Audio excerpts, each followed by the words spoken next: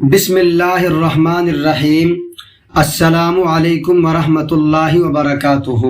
پیارے بچوں، امید ہے کہ آپ سب خیریت سے ہوں گے۔ آج ہم انشاءاللہ منہاج العربیہ حصہ اول کے سبق نمبر 4 کا دوسرا حصہ پڑھیں گے۔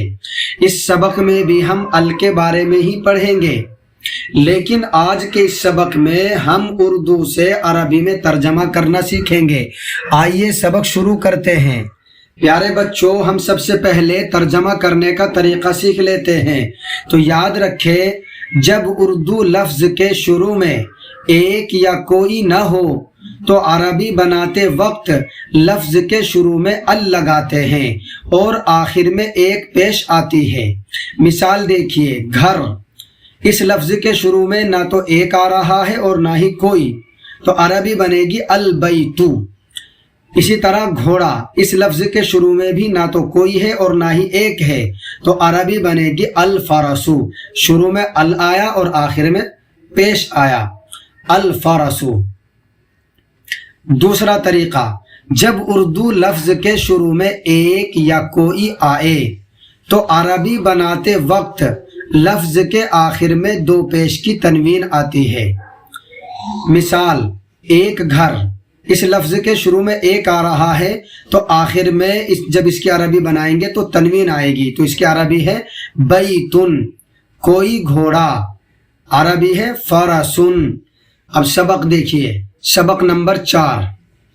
گھر البیت، قلم القلم، درخت الشجر، دروازہ الباب، کپ الکوب، طالب علم الطالب، استاذ الاستاذ، باغ البستان، راستہ الطریق، ستارہ النجم۔ ایک گھر بیتن، کوئی قلم قلم، ایک درخت شجر، کوئی دروازہ باب، ایک کپ کوب، کوئی طالب علم طالب، ایک استاذ استاذ، کوئی باغ بستان، ایک راستہ طریق، کوئی ستارہ نجم۔ کچھ اور مثالیں ہیں، سورج الشمس، دودھ اللبن، پانی الماء، سمندر البحر، پہاڑ الجبل، راستہ الطریق، چاقو، یہ تاقو بن گیا ہے، تاقو نہیں ہے، چاقو، چاقو السکین، چابی مفتاح المفتاح، چابی المفتاح، یہ عربی ہے اس کی، المفتاح۔ اب یہاں سے پہلے عربی دے دی ہے اور بعد میں اس کا اردو دیا ہے۔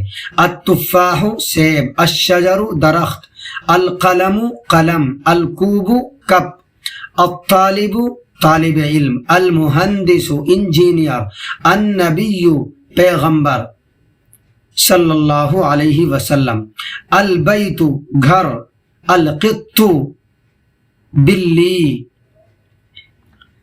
اب یہاں پر ایسی مثالیں ہیں کہ جن اردو لفظوں کے شروع میں ایک یا کوئی آتا ہے، ایک سمندر، اور یہ بیچ میں جو لکیر سی ہے اس کا مطلب ہے یا تو آپ یہ کہو ایک سمندر یا کوئی سمندر، تو عربی بنے گی قمرن۔